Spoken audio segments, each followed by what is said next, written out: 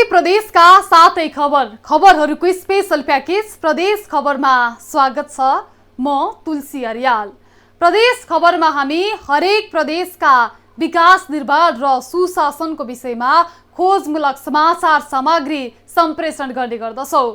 हरेक खबर सामग्रीको गहिरो चिरफार गर्दै सम्बन्धित निकायको ध्यान आकर्षण गराउँदछौँ।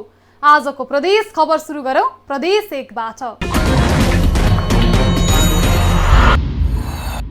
तेह्रथुमको 76 गाउँपालिकाका 400 बढी ज्येष्ठ नागरिकले नयाँ दाँत उपहार पाएका छन्। गाउँपालिकामा शनिबारदेखि सुरु भएको दन्त उपहार कार्यक्रमबाट 3 दिनमा 400 बढी ज्येष्ठ नागरिक लाभान्वित भएका हुन्।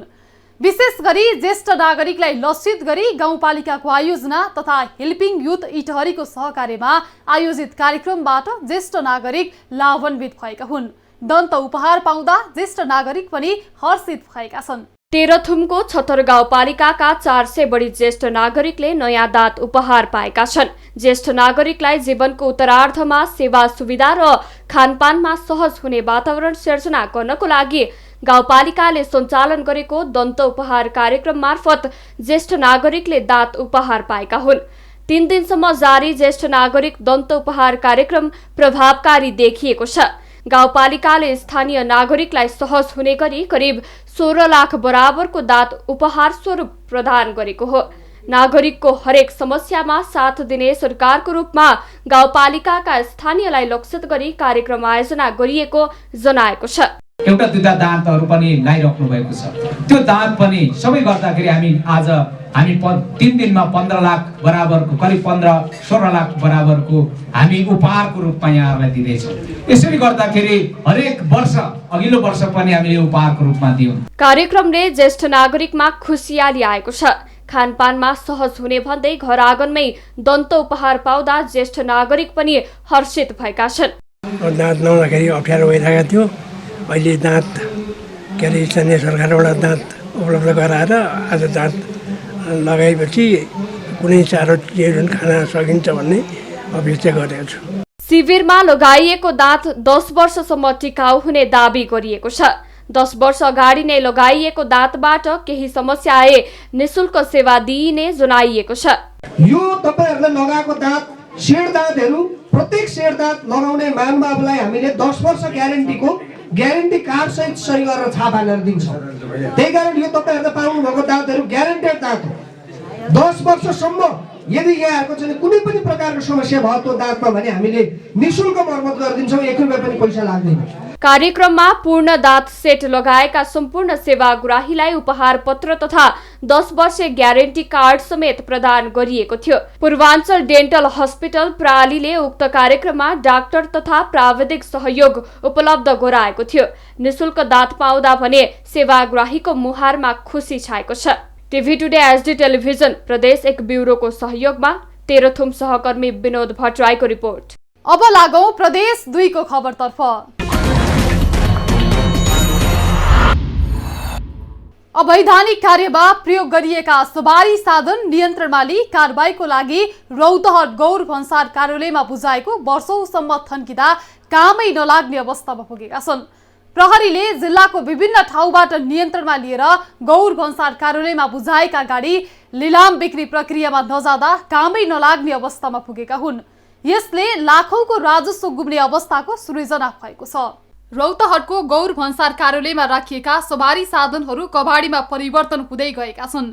प्रहरीले विगत 6 वर्षदेखि विभिन्न मुद्दा एवं चोरीको सवारी साधनहरू नियन्त्रणमा लिई आवश्यक कारबाहीको लागि गौर भन्सार कार्यालयमा बुझाएको थियो। तर सवारी साधनको समयमा लिलाम बिक्री प्रक्रियामा नजाँदा कबाडी बन्दै गएका छन्। सवारी साधन समयमै लिलामी नहुँदा खिया लागेर कामै नलाग्ने अवस्थामा पुगेका छन् भने करोडौं राजस्व गुम्ने खतरा बढेको छ। वर्षौंदेखि जस्ताको तस्तै छ। कमसेकम टाइममा यो सम्बन्धित निकायले यो भन्सारको गाडी लिलाम प्रक्रिया प्रोसेस पुगाएर गरिदियो भए सरकारको टाइममा राजस्व पनि आउँथ्यो, त्यो पैसा सदुपयोग पनि हुन्थ्यो। 5 लाखको गाडी, 6 लाखको गाडी, 7 लाखको गाडी कमसेकम सर्वसाधारणले एउटा लिलाम प्रक्रियाले बढाड गरेर त्यो लिन्थ्यो। अब यो टाइममा भन्सारको त्यो नीति अब के हो हैन, त्यो कर्मचारीको के हो, त्यो अनुसार नगर्दाखेरि अब राख्दा त्यो पुगेर जान्छ हैन। त्यसको मूल्याङ्कन 5 लाखको मूल्याङ्कन दिन प्रतिदिन झर्दै झर्दै तपाईँको 2.5 लाख 1.5-2 लाखमा जान्छ। भन्सार कार्यालयमा Bolero, Scorpio, truck, tractor, pickup car, tempo गरी 46 वटा साना सवारी राखिएका छन् भने 650 स्थान मोटरसाइकल छन्। यता भन्सार कार्यालयले यस वर्ष कोरोना महामारीको कारण सवारी साधनको लिलामी प्रक्रिया अगाडि बढाउन नसकेको र आगामी आर्थिक वर्ष लिलामी बिक्री प्रक्रिया अगाडि बढाउने गौर भन्सार कार्यालयले जनाएको छ। कार्यालयमा अहिले हालसम्मका 643 वटा मोटरसाइकलहरू र अरू जिप कार भ्यान लगायत ट्रकहरू गरिकन 46 वटा सवारी साधनहरू लिलाम गर्ने प्रक्रियामा छन्। ती चाहिँ यो आर्थिक वर्षभित्र नै लिलाम गर्न सकिन्छ। कोरोना महामारी र झन्झटिलो प्रक्रियाका कारण हालसम्म सवारी लिलामी प्रक्रियामा जान सकेको छैन। सवारी साधनहरू विगत 6 वर्ष अघिदेखि कार्यालय परिसरमै थन्किएका छन्। गाडीहरूमा खिया लागेको छ भने कतिपयको पाठ पूर्जा छरिएको र हराएको छ। भन्सार कार्यालयमा रहेका सवारी साधन लिलामी प्रक्रिया अगाडि बढाउन भन्सार कार्यालय गौरलाई पत्रचार गर्ने र अन्य सरकारवालाहरूसँग समन्वय गरिने जिल्ला प्रशासनले जनाएको छ। उक्त सवारी साधनहरूको इन्जिन नम्बर, च्यासिस नम्बर खुलाएर त्यसको आपूर्तिकर्तालाई बनेको साल र मोडेल नम्बर दुईटै खुलै पठाइदिनको लागि गौर भन्सार कार्यालय मार्फत पत्रचार भएको छ।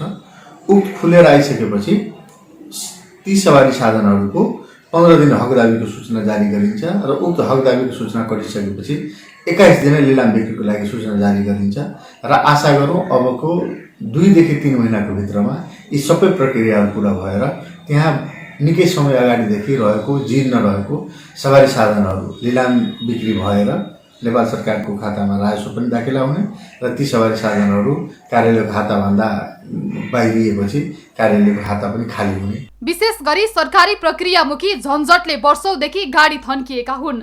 यसरी वर्षौंसम्म थन्किँदा सवारी साधनहरू जीर्ण एवं काम नलाग्ने बन्दै गएका छन्। यसबाट लाखौं राजस्व गुमिरहेको हुँदा सरकारवाला निकायको ध्यान जान जरुरी छ। टिभी टुडे एचडी टेलिभिजन जिल्ला ब्युरोको सहयोगमा रौतहट सहकर्मी अखिलेश कुमार यादवको रिपोर्ट। अब लागौ बागमती प्रदेशको खबरतर्फ। अव्यवस्थित शहरीकरणसँगै काठमाडौँ उपत्यकामा पानीका प्राचीन स्रोत नासिँदै गएका छन्। परम्परागत ढुङ्गेधारा, इनार र कुवा सुक्न थालेपछि ती ठाउँमा कन्क्रिटका संरचना बनेका छन्। तर यसले रैथाने संस्कृतिलाई समेत धक्का पुर्याइरहेको तर्फ कसैले विचार पुर्याएको देखिँदैन। प्राचीन कला, संस्कृति अनि आफ्नै मौलिक परम्परासँग गाँसिएका ढुङ्गेधारा अर्थात् हिटीहरू हिजो आज जीर्ण छन्, दयनीय अवस्थामा छन्। लिच्छिवीकालीन अनि मल्लकालीन समयमा निर्माण भएका जल सम्पदाहरूको नाजुक अवस्था देख्दा लाग्छ अस्तित्व जोगाउन मानवसँग संरक्षणको याचना गरिरहेका छन्। हिँड्दा हिँड्दैको थकान अनि तिर्खाले प्याक परेका यात्रीहरूको छेउमा रहेका ढुङ्गेधाराको चिसो पानी पिएर प्यास मेटाउने चाहना पछिल्ला दशकमा अपुरो छ। वरिपरिका सर्वसाधारणलाई लाग्दो हो ट्याङ्कर अर्थात् जारको पानीको सट्टा ढुङ्गेधाराकै पानीले काम धन्दा चलाउन पाए कति सहज हुन्थ्यो। तर हिजो आज काठमाडौँ उपत्यकामा यस्ता पानी आउने ढुङ्गेधारा भेट्नै मुस्किल छ। ठाउँ ठाउँमा यस्ता धारा त छन् तर पानी बिनाका धारा छन्। यी ढुङ्गेधाराको संरक्षण गर्न सके काठमाडौँ उपत्यकामा सायद पानीको अभाव हुँदैन थियो होला। तर यी जल सम्पदाहरूको संरक्षणमा राज्यको ध्यान कहिल्यै गएन। जमिन मुनि जल सञ्चय हुने प्राकृतिक प्रक्रियालाई अत्याधिक मानिसको चापले विनाश गरिदिएको छ। पानीका मुहानहरू थुनिएका छन् जसका कारण आजभोलि ढुङ्गेधाराहरूमा पानी आउँदैन। यी मौलिकता झल्काउने जल सम्पदा संरक्षणकै अभावमा मृत छन्। छेउमा भएको सडक विस्तारको योजनाले ढुङ्गेधाराहरू नाश हुँदै गएका छन्। शहरीकरणका योजनाहरूमा यस्ता सम्पदाहरूको संरक्षण गर्ने पाटो अटाउँदैन। ढुङ्गेधाराहरू सडक मुनिको खोजमा कुवा भन्दा पनि सानो स्थानमा खुम्चिरहेका छन्। बाटो ठुलो बनायो, त्यो सरकारवालाले चासो लिएन, त्यही भएर पुर्यो नि। महत्त्वपूर्ण छ नि। पहिला पानी नआएको बेला वहाँ माथिको टोलसम्म सबै यहाँ पानी नआउँछ। पहिला चाहिँ रोड यो आटीचोटि नै होला, यो त यति नै होला। ढुङ्गे धारा र इनार पानीका प्राचीन स्रोत मात्र होइनन्, उपत्यकाको संस्कृतिसँग पनि यिनीहरूको सम्बन्ध छ। त्यसैले शहरीकरणका नाममा यी प्राचीन स्रोत नै संकटमा पारिँदा मौलिक संस्कृति र सभ्यता समेत मासिँदै गइरहेको तर्फ कसले विचार गर्ने? उपत्यकामा सधैँभरि पानीको अभाव भइरहन्छ। देशका अधिकांश क्षेत्रमा पनि वर्षभरि नै पानीको अभाव हुने गरेको छ। भएका खोला, नदी वा पानीको स्रोतको प्रयोग हुन सकेको छैन। जनसंख्याको चाप अत्यधिक बढेको, वातावरणीय प्रदूषण बढेको, अव्यवस्थित र अनियन्त्रित रूपमा शहरीकरण बढेकाले सम्पदाहरूको विनाश हुँदै गएको छ। विकास भए सट्टामा ढोर सिमेन्टको अन्त विकास भएछन्। तपाईँको निकास ठाउँ नभएपछि पानी जमिहाल्छ। सबै थाहा भएको कुरा हामीले भन्नुपर्ने होइन। नीतिगत रूपमा पनि सरकारले यी जल सम्पदाहरूका लागि केही पनि योजना ल्याउन सकेको छैन। यी जल स्रोतलाई जमिन मुनि छोडिँदै ढल विस्तार गरिन्छ। यस्ता सम्पदाहरूको संरक्षण गर्ने मुख्य दायित्व राज्यको हो, तर सरकारलाई सत्ता सम्हाल्नै धौधौ परिरहेको छ। कतिपय स्थानहरूमा जमिन अतिक्रमण गर्ने मानवको महत्त्वाकांक्षा प्रत्यक्ष झल्किन्छ। इतिहासको संरक्षण होइन, इतिहास मेटाउँदै आफ्नो थैलो भर्न पछाडि नहट्ने मान्छेको लालसालाई आफूले हिरा पुरेर फलामको खोजीमा तडपिरहेको अत्तो पत्तो छैन। काठमाडौँ उपत्यका खानेपानी व्यवस्थापन बोर्डका अनुसार काठमाडौँ उपत्यकामा 573 ढुङ्गे धारा थिए, तर ती मध्ये 94 ढुङ्गे धारा हाल अस्तित्वमा छैनन्। भौतिक विकासको दौडमा होमिएकै कारण तिनको अस्तित्व नामेट पारिसकेको छ। छेउमा अग्ला गगनचुम्बी महल खडा गर्ने भौतिकवादको सपनामा चुरुलुम्म डुबेकै कारण ढुङ्गे धाराहरूको अस्तित्व हराउँदै गइरहेको छ। यस्ता सम्पदाको संरक्षण गर्ने आश्वासन त भाषणमा धेरै आए, तर ओठे भाषणमै सीमित रहे। पछिल्लो समय स्थानीय अभियन्ताहरू संरक्षणमा लागि परे पनि सफलता हासिल गर्न भने धेरै चुनौती छन्। अब लागौं गण्डकी प्रदेशको खबरतर्फ।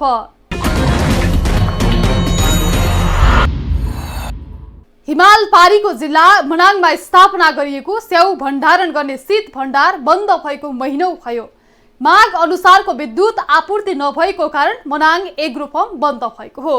वर्षौंदेखि स्थानीय लघु जलविद्युतको भरमा बसेका मनाङवासीको घर घरमा पहिलो पटक 33 केबी को राष्ट्रिय प्रसारण लाइन जोडिएसँगै उक्त फर्म पुनः सञ्चालनमा आउने भएको छ। हिमाल पारीको जिल्ला मनाङमा स्थापना गरिएको स्याउ भण्डारण गर्ने शीत भण्डार बन्द भएको महिनौ भयो। माग अनुसारको विद्युत आपूर्ति नभएका कारण मनाङ एग्रो फर्म बन्द गरिएको हो। उक्त फर्म पुनः सञ्चालनमा आउने भएपछि मनाङ एग्रोका सञ्चालक चोमराज गुरुङको मुहारमा हाँसो छाएको छ। करोडौंको लागतमा स्थापना गरिएको फर्ममा माग अनुसारको विद्युत आपूर्ति हुन नसकेपछि शीत भण्डार बन्द गरिएको थियो। वर्षौंदेखि स्थानीय लघु जलविद्युतको भरमा बसेका मनाङवासीको घर घरमा पहिलो पटक 33 केबी को राष्ट्रिय प्रसारण लाइन जोडिएसँगै फर्ममा मात्र होइन, सरकारी कार्यालयमा समेत सेवा प्रवाह छिटो छरितो हुने भएको छ।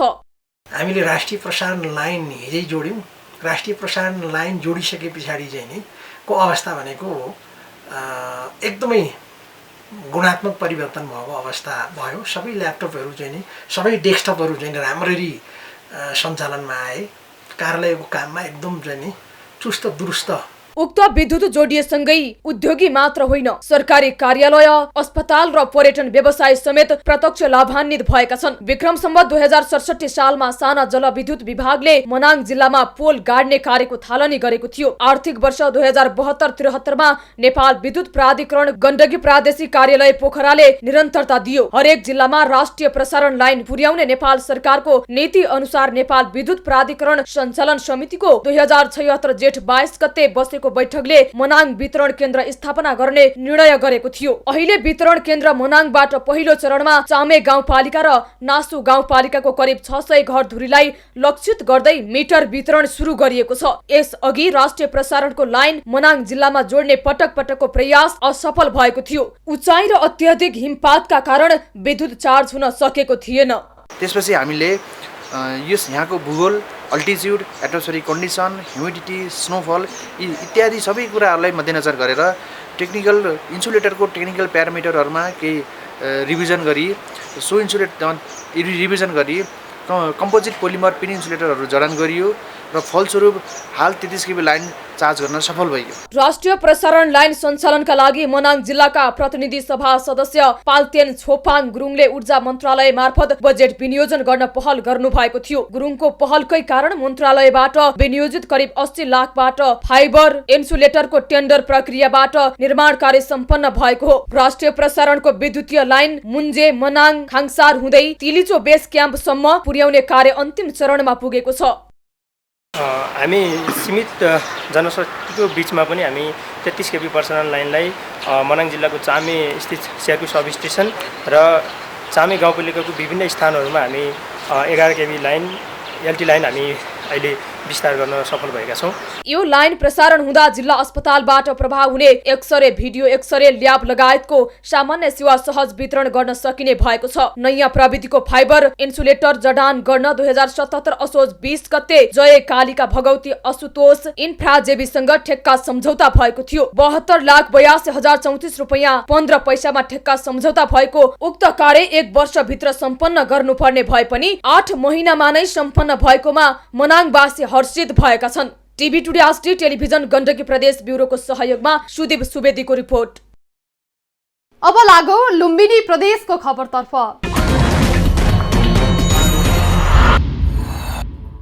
खेलकुद क्लब भन्ने बित्तिकै कुनै खेलसँग सम्बन्धित गतिविधि र खेल प्रतियोगिताहरू आयोजना गर्ने संस्थाको रूपमा लिने आम बुझाइ छ र वास्तविकता पनि त्यस्तै हो। तर रूपन्देहीको झरना स्पोर्ट्स क्लबले भने तिलोत्तमा नगरपालिकाको कुञ्जलापुरमा लाखौं खर्चमा रमणीय पार्क बनाएर नमुना काम गरेको छ। 2033 सालमा स्थापना भएको रूपन्देही जिल्लाकै पुरानो क्लबको रूपमा रहेको झरना स्पोर्ट्स क्लबले तिलोत्तमा नगरपालिकाको कुञ्जलापुरमा 3 बिघा क्षेत्रफलमा आकर्षक पर्यटकीय गन्तव्यका रूपमा कुञ्ज पार्क बनाएको छ। 1 दशक अघिसम्म कुकाठले भरिएको वन र खरबारीका रूपमा रहेको जग्गालाई रूपन्देहीको झरना स्पोर्ट्स क्लबले नमुना पार्कका रूपमा विकास गरेको छ। पार्कको बीचमा करिब 1 बिघा क्षेत्रफलको पोखरी छ, जहाँ क्लबले एक पटकमा 4000 माछा पालन गर्छ भने डुङ्गा पनि सञ्चालन गरेको छ। पार्कलाई सुन्दर र आकर्षक बनाउन पोखरीको वरिपरि विभिन्न प्रजातिका फूल, एउटै बिरुवाको 10,000 रुपैयाँसम्मका बुश प्लान्टहरू रोपिएको छ। पार्कभित्र वाटर फाउन्टेन, बाल उद्यान, सेल्फी स्पट र बस्नका लागि फाइबर कुर्सी र पक्की कुर्सीहरू राखिएको छ। पोखरीको चारैतिर राखिएका विद्युतीय बल्बको कलर लाइटिङले साँझपख पार्कको सुन्दरतालाई झनै बढाएको छ। अलिकति ग्रिनरी र पार्क एरिया पनि बनाऊ भन्ने कन्सेप्टमा हामीले चाहिँ यो पहिला यहाँ माछा पोखरीमा हामीले क्लबले माछा पाल्न सुरु गर्यो। हामीले अनि व्यावसायिक रूपमै गर्न सुरु गर्यौँ र पेज बिखन गर्न थाल्यौँ। त्यसपछि यो साइडको पार्टहरूलाई पनि हामीले चाहिँ यसलाई चाहिँ समूह बनाएर यहाँको जङ्गलहरूलाई खरबारीहरूलाई हटाएर चाहिँ एउटा पार्क बनाउने कन्सेप्टमा लागि पर्यो। तराई क्षेत्रको लोपोन्मुख काठको लडिया पनि पार्कमा राखिएको छ। पिकनिकका लागि 3वटा सेड बनेका छन् भने गाडी पार्किङका लागि झण्डै 2 कट्ठा जग्गा र पिउने पानीको पनि क्लबले व्यवस्था गरेको छ। अहिले पार्कमा घुम्न र डुङ्गा सैर गर्न आन्तरिक पर्यटकहरू आउने गरेका छन्। पार्कभित्रै 400 वर्ष पुरानो दावी गरिएको कर्माको रुख, थारू समुदायले देवताका रूपमा मान्ने सोमैमान थान मन्दिर र हिन्दू धर्मावलम्बीको दुर्गा मन्दिर पनि छ। पार्कलाई अझै व्यवस्थित र सुन्दर बनाउन क्लबले करिब 3 करोड लागतको गुरु योजना पनि बनाएको छ, जसमा चिल्ड्रेन पार्क, कन्फरेन्स हल, गार्डन, क्याफे एरिया, प्रार्थना पोखरी, मुख्य पोखरीको वरिपरि इन्टरलक टाइल बिछाएर पैदल मार्ग निर्माण लगायतका योजना छन्। क्लबले पार्क प्रवेश शुल्क 10 रुपैयाँ र डुङ्गा सयरको 20 रुपैयाँ शुल्क कायम गरेको छ। गत वर्षदेखि नै बोटिङ ल्याएको 4-5 वर्ष भयो र गत वर्षदेखि हामीले चाहिँ भोलिन्टियर राखेर हामीले चाहिँ एउटा चाहिँ पार्क राम्रै चाहिँ पार्क निर्माण गरौँ भनेर एउटा चाहिँ टिकट सिस्टम इन्ट्री 10 रुपियाँ र बोटिङ 2 राउन्ड गरे बापत हामीले 20 रुपियाँ लिन्छौँ। क्लबले वर्षेनी करिब 15 लाख खर्चेर झरना कप फुटबल प्रतियोगिता गर्दै आएको छ। क्लबले शिक्षा, स्वास्थ्य र लागू औषध दुर्व्यसनी विरुद्ध पनि काम गर्दै आएको छ। साथै रमणीय पार्क बने पनि मुख्य राजमार्गबाट भित्र गाउँमा भएकाले नदेखिने र प्रचार प्रसार नभएकाले चाहे जति पर्यटक आगमन बढाउन नसकिएको देखिन्छ। सङ्घमा अर्थ मन्त्रालयमा मान्य मन्त्रीज्यूसँग चाहिँ अनुरोध भएको थियो सम्बन्धित समुदायको तर्फबाट र नगरपालिकाको तर्फबाट यो बिचमा त्यसको चाहिँ एउटा स्तरीय चाहिँ डिपिआर तयार चाहिँ गर्ने काम सम्पन्न भएको छ। बुटवल भैरवा 6 लेन सडकको मङ्गलापुरबाट पश्चिम 1 किलोमिटर दूरीमा रहेको कुञ्ज पार्क तिलोत्तमाको महत्त्वपूर्ण पर्यटकीय स्थलका रूपमा विकास भएको छ। यसलाई थप व्यवस्थित बनाउन पर्यटकीय स्थलको सूचीमा राखेर प्रचार प्रसार गर्ने र सक्दो बजेट विनियोजन गर्न सके रूपन्देहीकै महत्त्वपूर्ण पर्यटकीय गन्तव्य बन्न सक्ने देखिन्छ। TV today, SD television, Lumbini प्रदेश ब्युरोको सहयोगमा रूपन्देही सहकर्मी चन्द्र खनालको रिपोर्ट। अब लागौ कर्णाली प्रदेशको खबरतर्फ। दैलेखमा रहेका अधिकांश गुठीमा समस्या बल्झिँदै गएको छ। गुठी संस्थानको कारण गुठियाहरू मारमा परेका छन्। गुठी संस्थानबाट सञ्चालित गुठीहरूमा समस्या भएको हो। मन्दिर र महन्तलाई गुठी सञ्चालनको अधिकार दिएपछि गुठियारहरू मारमा परेका छन्। मन्दिरको नाउँमा गुठी र गुठीको नाउँमा मोहीहरूले जग्गा उपभोग गर्दा समस्या बढ्दै गएको छ। दैलेखमा गुठी संस्थानको चरम लापरवाहीका कारण गुठियारहरू मारमा परेका छन्। गुठी सञ्चालनका लागि नयाँ व्यवस्था भएपछि गुठियारहरू मारमा परेका हुन्। मन्दिर र महन्तलाई गुठी सञ्चालनको जिम्मेवारी दिएपछि समस्या झनै बढ्दै गएको हो। दैलेखमा हाल करिब 365 गुठियारहरू रहेको र त्यसमध्ये पञ्चकोशीका 5 मन्दिरहरू पादुका, श्रीस्थान, धुलेश्वर, नाभिस्थान र तल्लो डुङ्गेश्वर महादेव मन्दिरका नाउँमा ठूला गुठियाहरू रहेका छन्। केही गुठियाहरूमा तिरो तिरिए पनि पादुका गुठीका गुठियारहरूले विगत 20 वर्ष यता जग्गाको तिरो बुझाउन नसक्दा समस्यामा परेका हुन्। जग्गा भए पनि उनीहरू सुकुम्बासी सरह बनिरहेका छन्। जग्गाको भोग चलनदेखि कारोबारसम्म हुन सकेको छैन। न त उनीहरूले रैकर सरह तिरो तिर्न सकेका छन्, न त जग्गामा नै कुनै दाबी गर्न पाएका छन्। 20 वर्षको तिरो प्रति रोपनी 16 का दरले तिर्नुपर्दा कतिपयको जग्गाको मूल्य बराबरको तिरो पुगिसकेको छ। जमिन हेर्ने हो भने हाम्रो त्यति उत्पादन हुने जमिन होइन। रुगाखाङ्रा डाँडाहरू, पहाडी ठाउँहरू यो छ र हाम्रो आम्दानी छ र हामीले त्यो तिर्न सक्छौँ भन्ने अवस्था हामीसँग छैन। त्यस कारणले मलाई के लाग्छ भन्दा गुडियार जनता साह्रै माडमा छ, साह्रै पीडामा छ, साह्रै अप्ठ्यारोमा छ। अहिलेसम्म धितो धरौटी कुनै राख्न नपाउने अवस्थाहरू छ। मान्छेले त्यो एउटा निकास पाएको भए नि केही न केही हाम्रो उपाय, हाम्रो एउटा व्यवसाय गर्न सक्थे होला। हाम्रो सरकारले केही हेरिदिनु पर्यो। गुठी विषयमा संसारमा गुठी छ, यो मेरो महिलाहरू जान्नुहुन्न। यी महिलाहरूले पनि यतिकै कुरा गरिदिनुपर्छ। यो गुठी विषयमा हाम्रा सरकारले केही हामीलाई राहत दिनुपर्छ र राहत पाऊँ। अनि हामीलाई हिजो बुबाजाको पालामा मुखिया जी पुर्खाको दिने जमानाको यो हाम्रो चलिरहेको हाम्रो गोठो त्यो हेरिदिनु पर्यो। लालपूर्जा जति मन्दिरको नाममा छ, हामीले आफ्नो छोराछोरी कुनै ठाउँमा पढाउँ भने पनि हाम्रो केही आयस्रोत छैन। तिरो भने नि महँगो छ।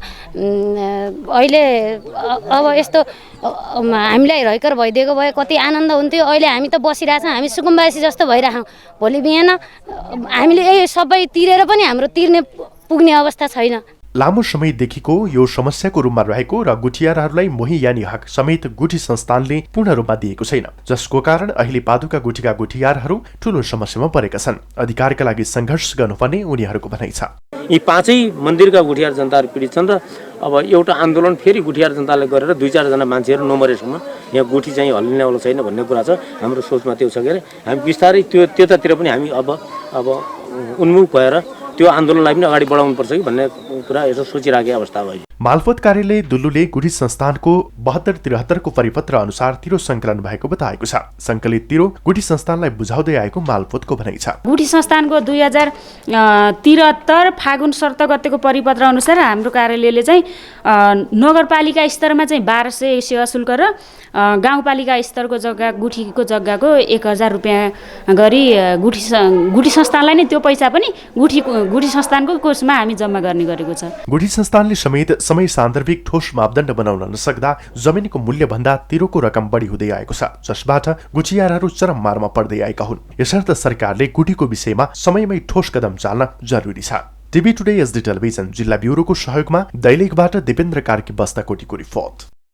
र अब खबरको अन्तमा लागौं सुदूरपश्चिम प्रदेशतर्फ।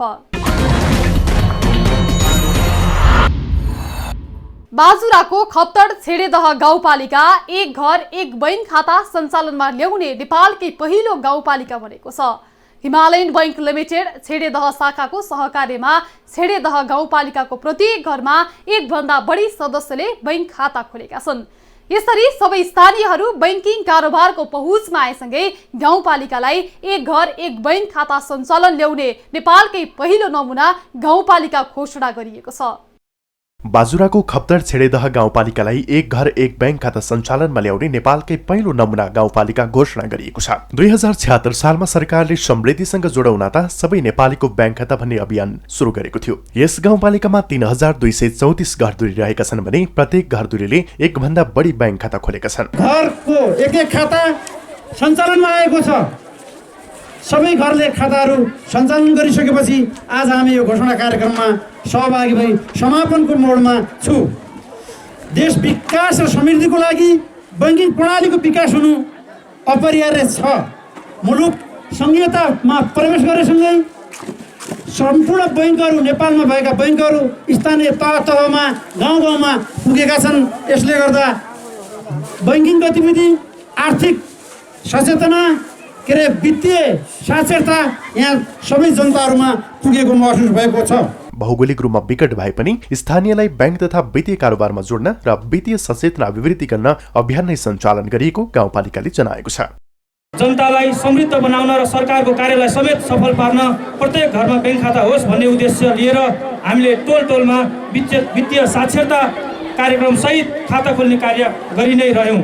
सम्पूर्ण टोलवासीको बैंकसम्म पहुँच विस्तार गर्न वित्तीय स्वतन्त्रताको कदर गर्दै बचत वृद्धि गर्न हामीले निरन्तर प्रोत्साहन गरि नै रहेका छौँ। एक घर एक बैंक खाता सञ्चालनमा ल्याउने नेपालकै पहिलो नमुना गाउँपालिका घोषणा कार्यक्रममा नेपाल राष्ट्र बैंक सुदूरपश्चिम प्रादेशिक कार्यालयका निर्देशक सुभाष चन्द्र घिमिरेले बैंक तथा वित्तीय संस्थाको सहभागितामा मात्रै आर्थिक गतिविधि सहज हुने तथा विकासका कार्यक्रमले गति लिने बताउनुभयो। उहाँले यस क्षेत्रको बैंकिङ सचेतनाको स्तर निकै उच्च रहेको आफूले महसुस गरेको उल्लेख गर्दै अभियान सञ्चालनमा सहभागीहरूप्रति आभार व्यक्त गर्दै यो काम नेपालकै वित्तीय साक्षरता अभियानका लागि नमुना भएको दावी गर्नुभयो। यस क्षेत्र भौगोलिक रूपमा अलिकति विकट भए पनि यहाँ चाहिँ यस क्षेत्रलाई आर्थिक रूपमा अगाडि बढाउनका लागि प्रशस्त सम्भावनाहरू छन्। खप्तड क्षेत्र हामीको यो ठुलो सम्पत्ति हो। त्यसै गरी यहाँ भएका अरू जैविक विविधताहरू यहाँ भएको यो यसबाट पर्यटन प्रवर्धन गर्न सकिने कृषिका कार्यक्रमहरू अगाडि ल्याउन सकिने प्रशस्त सम्भावना छ। करिब 2135 जनसङ्ख्या रहेको यस गाउँपालिकामा हिमालयन ब्याङ्कले वित्तीय चेतना अभिवृद्धि सन्तुलित आर्थिक गतिविधि आत्मनिर्भरताको लागि ब्याङ्क खाता मार्फत बचत वृद्धि भन्ने नारा तय गर्दै करिब एक वर्षको अवधिमा 9476 खाता सञ्चालनमा ल्याएको छ। छोटो समयमै सम्पन्न भएको यस कार्यक्रमले गाउँपालिकाको वित्तीय चेतनामा अभिवृद्धि सन्तुलित आर्थिक गतिविधि आत्मनिर्भरताका लागि ब्याङ्क खाता मार्फत बचत वृद्धि नारालाई वास्तविकतामा परिणत गर्ने प्रमुख जिल्ला अधिकारी कृष्ण गैरेको विश्वास छ। र ब्याङ्क खाता खोल्नु मात्रै ठुलो कुरा होइन, जुन उद्देश्यले ब्याङ्क खाता खोलिएको छ बचत प्रोत्साहन गर्ने, बचत मार्फत चाहिँ उत्पादनमूलक क्षेत्रमा लगानी गरेर आफ्नो जीवनस्तर अभिवृद्धि गर्ने, आफ्नो मात्रै होइन समाजको पुरै गाउँको र जिल्लाकै आर्थिक अभिवृद्धिका लागि यस कार्यक्रमले थोरै भए पनि योगदान पुर्याउनेछ भन्ने अपेक्षा लिएको छु। हिमालयन ब्याङ्कले सञ्चालन गरेको अभियानले गाउँपालिकालाई नै नमुना पालिकाको रूपमा चिनाएको तथा स्थानीयहरूलाई ब्याङ्किङ सचेतना र सेवामा उल्लेख्य वृद्धि गरेको छ। हिमालयन ब्याङ्क शाखा स्थापनाले जिल्ला सदरमुकाम मार्तडी तथा धनगढीबाट लिइरहेको आधुनिक ब्याङ्किङ सेवाहरू आफ्नै घर दैलोमा आएको र स्थानीयको जीवन स्तरमा सकारात्मक र आत्मनिर्भर बनाउने कार्य भएको छ। सरको ब्याज दरमा साहुहरूबाट हुने गरेको कर्जा कारोबार सहुलियत ब्याज दरमा क वर्गको ब्याङ्क मार्फत घर दैलोमै उपलब्ध भएको छ। टिभी टुडे एसडी टेलिभिजन प्रदेश ब्युरोको सहयोगमा बाजुरा सहकर्मी प्रमित बिकाको रिपोर्ट। साथै प्रदेशका साथै खबरको स्पेशल प्याकेज प्रदेश खबर आजलाई यति नै। प्रदेश खबरमा नयाँ खबरका सङ्गालो लिएर पुनः आउनेछौँ। हामीलाई TV today Nepal apps download गरी विश्वभर प्रत्यक्ष हेर्न सक्नुहुनेछ। साथै www.tvtoday.news.com मा गई हेर्न र पढ्न सक्नुहुनेछ भने फेसबुक, युट्युब र ट्विटरमा समेत फलो गर्न सक्नुहुनेछ। विकास निर्माण र जनसरोकारका विषयमा हाम्रो आवाज निरन्तर जारी छ। आजको प्रदेश खबरबाट म लगायत हाम्रो टिमलाई बिदा दिनुहोस्। टिभी टुडे एसडी टेलिभिजन हेर्दै गर्नुहोला। नमस्कार।